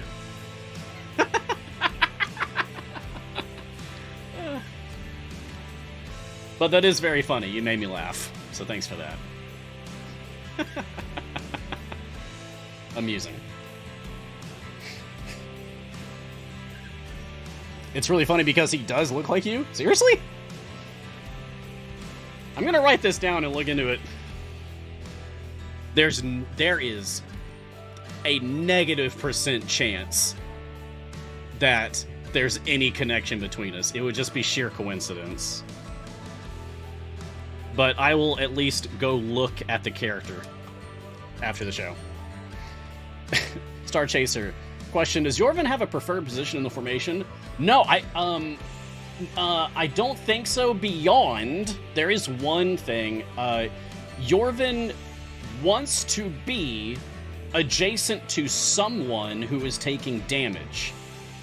This is typically going to be your tank, but for bosses that hit your entire formation, or stages where you have enemies throwing knives that hit random people, this could be basically anywhere. But Jorvan wants to be near someone who's taking damage, because anyone adjacent to Jorvan has a damage reduction effect in place.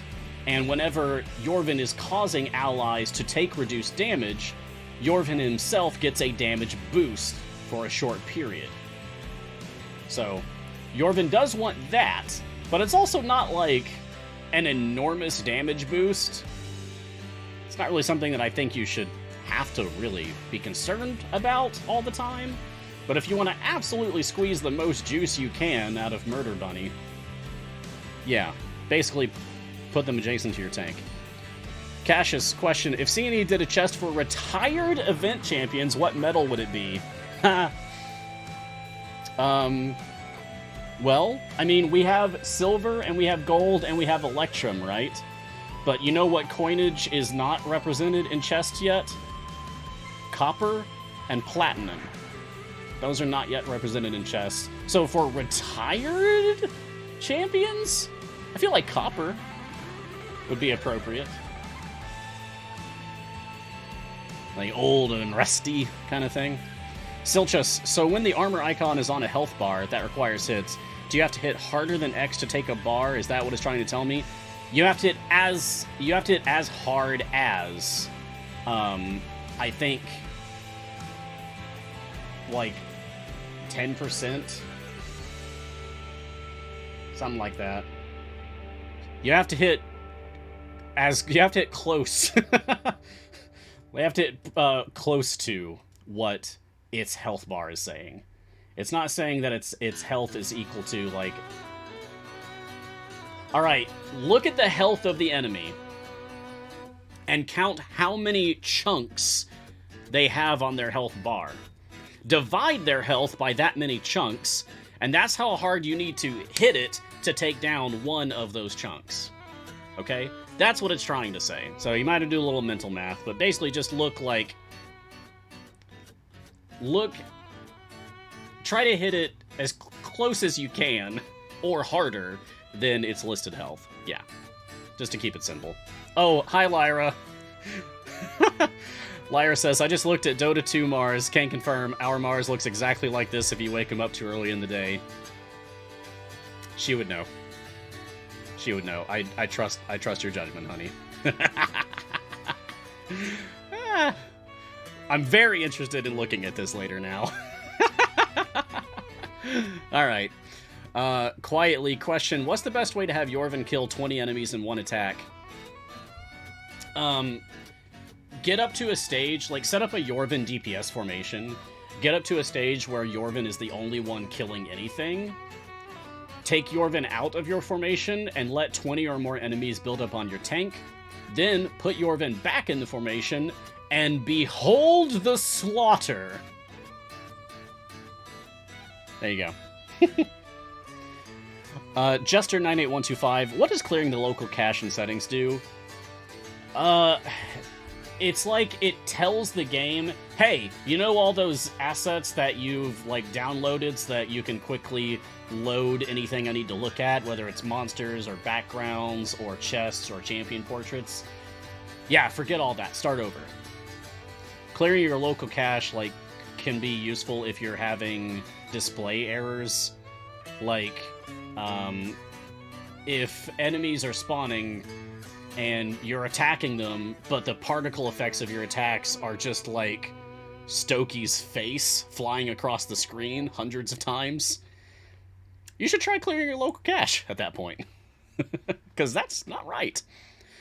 Nordak52, when a champion item is level capped, can the item still be found in chests? No, with an exception that I need to mention. Once the item is level capped, you won't find it in chests anymore. But you can still find the shiny version of that item in a chest.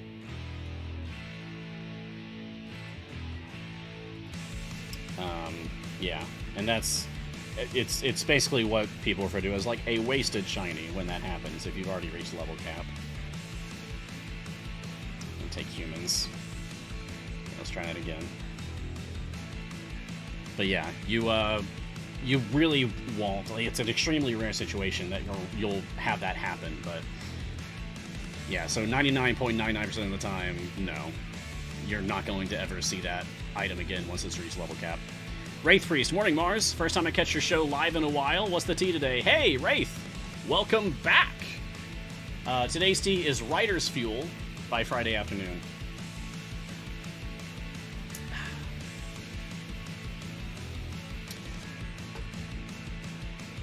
It's very good. It's a roasted black tea that I very much enjoy. We might...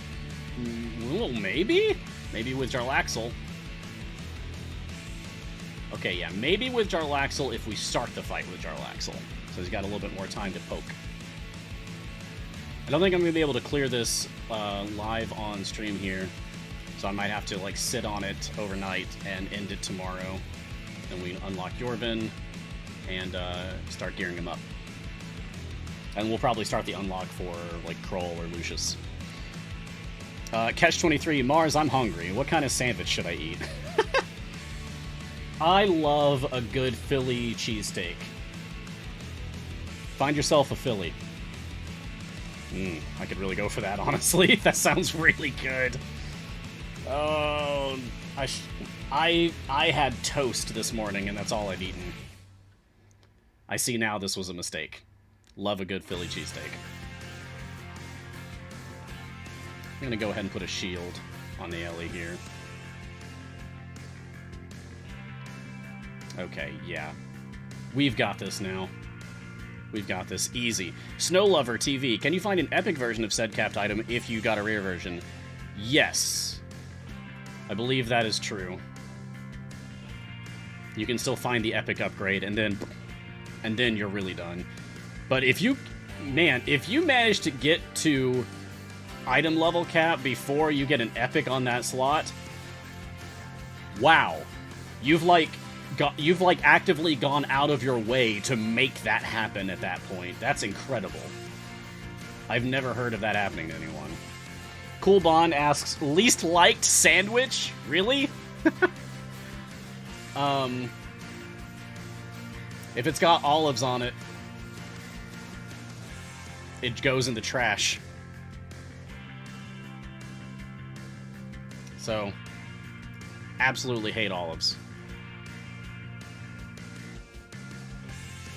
Anchovies are acceptable, if I must.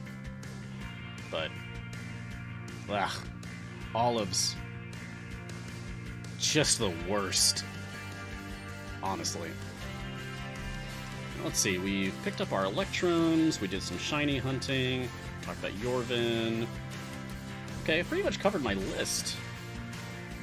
Nice. We only got a few minutes left in the show, so that's good. A successful guiding hand today. I've covered all my given topics and reached 50 questions. Excellent.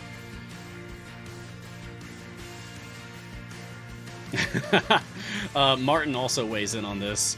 Martin would very much like a Montreal smoked meat poutine right now.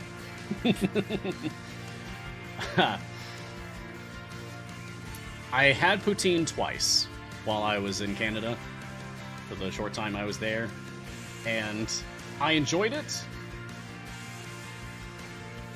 I'm pleased that I did not enjoy it so much that it's like all I can think about, you know, because that would be honestly torment, having to go back here, thousands of miles away, unable to get poutine anywhere.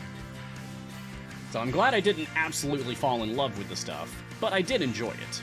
So, if I get back up there again, I will get more. But also, I'm not in many pain by not having it here. Cool Bond question, pineapple on pizza, yes or no? Yes! That's a strong yes. It is my favorite topping on pizza. I don't just like it, I love it. It's my all-time favorite topping for pizza. Love pineapple. I know it's very divisive.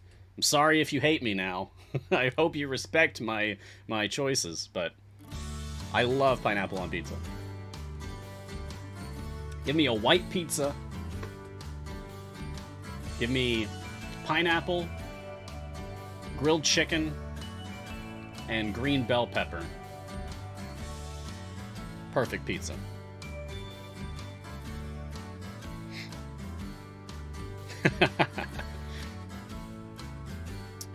Ooh, Hypnagogia. I should know this, but what do the bracketed numbers mean next to strength dex numbers on champions? Aha! Yeah, I got you. Let's take Brunor as an example. 17 strength, plus 3. 10 dex, 0. 16 con, plus 3. 8 intelligence, minus 1. 13 wisdom, plus 1. 12 charisma, plus 1. It's Dungeons & Dragons! So these are referred to as ability scores. Idle Champions is adapted from Dungeons & Dragons 5th edition, okay? And in Dungeons & Dragons, your character's absolute baseline abilities are all keyed off of ability scores. Strength, how hard you hit, how much you can lift. Dexterity, how nimble you are. Your reaction time, stuff like that. How good you are with aiming, hand-eye coordination. Constitution, how healthy, robust, how thick you are.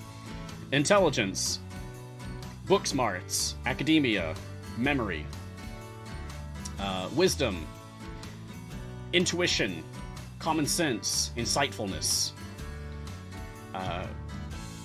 charisma, how much you stand out, whether because you pretty or because you ugly, you scary. It's all charisma. It's your sense of presence of self. The little numbers under them, 17 strength, plus 3. This is your ability score modifier. When you're playing Dungeons & Dragons, the ability score itself doesn't matter as much as your modifier. See, the modifier is what's actually added to things like skill checks and attack rolls and saving throws and such. The ability score is simply the number that informs what the ability score modifier is. You can calculate your ability score modifier by taking the ability score, subtracting 10, dividing by 2, and then rounding down. So a 17 strength minus 10 is 7, divided by 2 is 3.5, rounding down is 3, so your ability score modifier is plus 3. It has no bearing on Idle Champions whatsoever.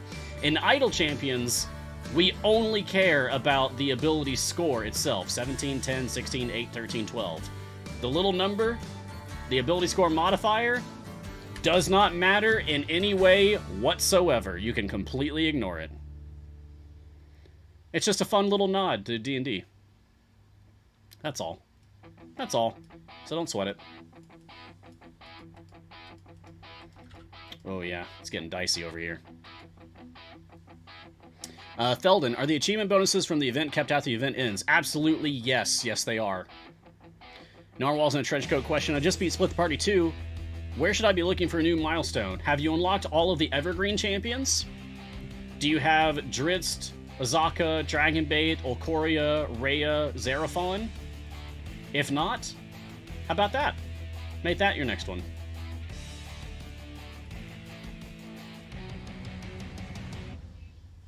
I think we're gonna have to grind for a while. Gonna have to grind for that a while on that one. TG Nubis question: crawfish on pizza, yeah or nay? I would love to try that. I had good crawfish for the first time when I went to New Orleans. I had crawfish etouffee and absolutely fell in love with the stuff. It was amazing. I ended up having crawfish etouffee like 5 times over the course of a week. I would totally try crawfish on pizza, but I haven't yet, so I don't know my opinion on it yet. and Garwar asks, Mars, how many different background colors do you have now? Background colors? Like, my physical reality background? It's a lot of white. It's a lot of black. There's some browns. I mean, there's a lot of colors visible here.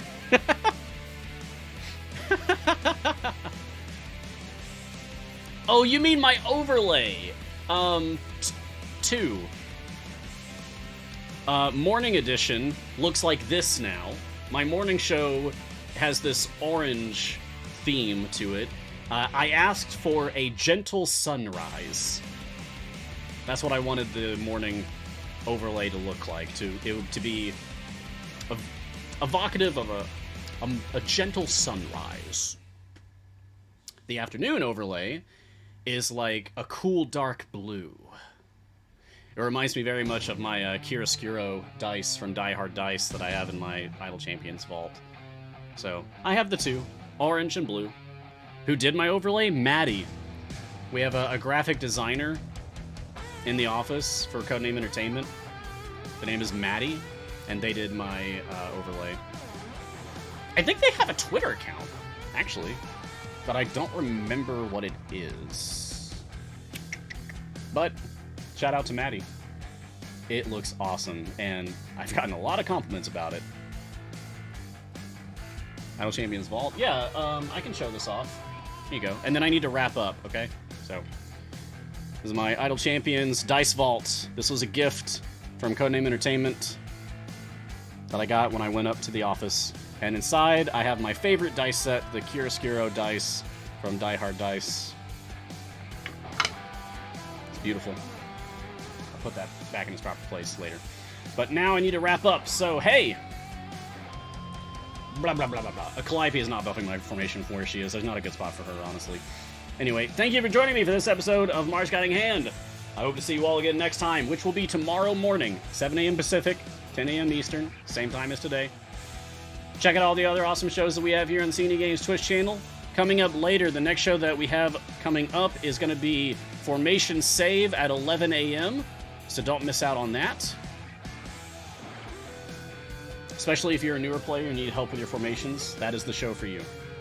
You can follow Idle Champions on social media. Join our community, literally anywhere. I recommend Discord and Reddit specifically.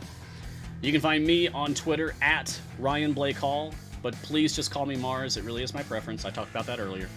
Thank you to Codename Entertainment, as always. Thank you to Martin, my moderator and producer for today. And congratulations again, Martin, for clearing stage 1000 for the first time. That is a huge milestone, and I'm proud of you. And you should be proud of yourself. Wherever you are in the multiverse, be safe, be kind, try to make the world a little bit better than it was when you woke up today. And until tomorrow morning, look sharp.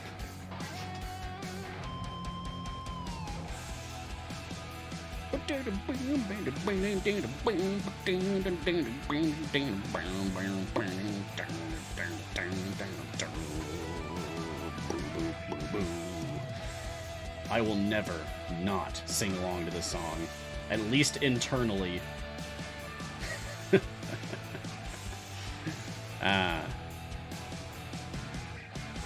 See ya, friends.